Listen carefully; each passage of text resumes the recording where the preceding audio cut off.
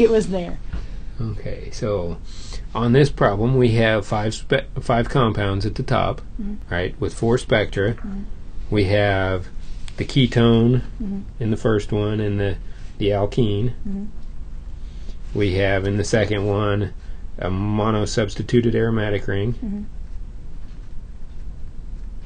and an ester, right?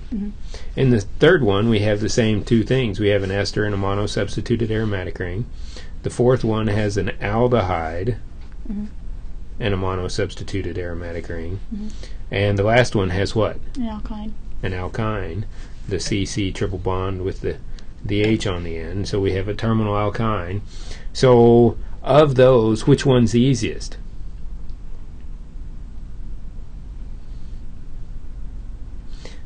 The first one.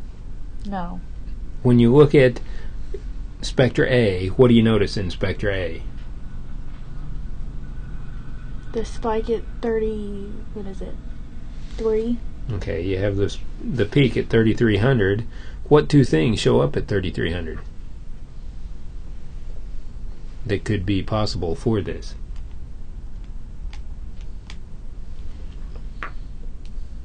One thing that shows up at 3300 is a terminal alkyne. Or a nitrile.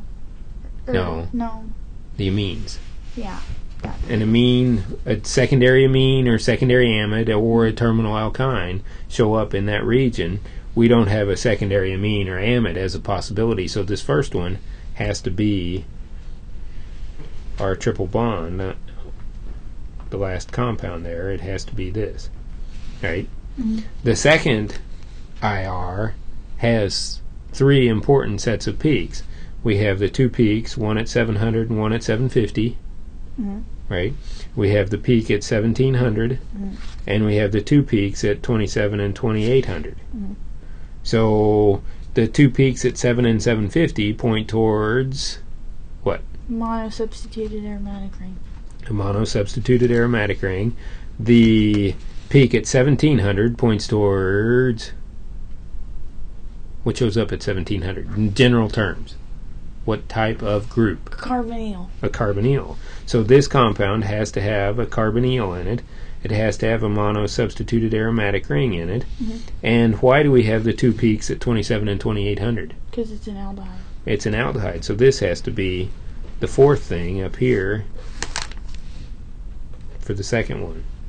The third spectra here has only one important peak.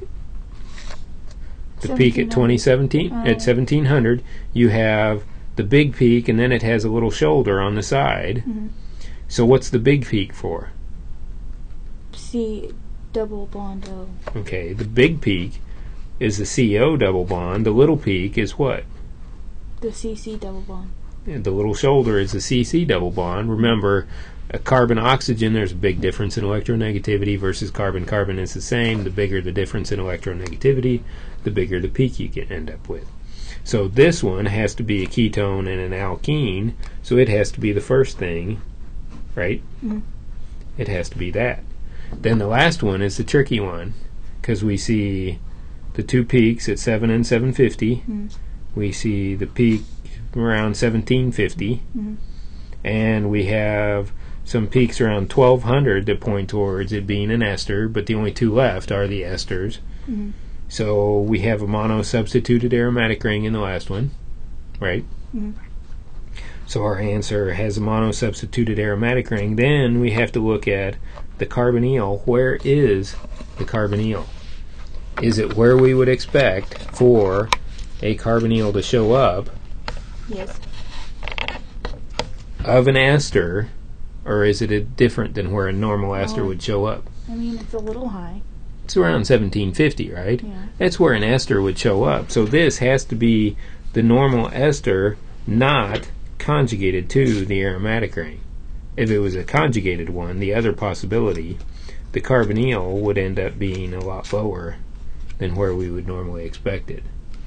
So would it be like this one, in between the carbonyl would be 17?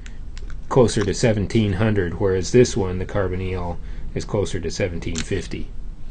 Because this one is non-conjugated, we can't draw any resonance structures from the ring out to the carbonyl, but this one is conjugated, so we can draw the resonance structures.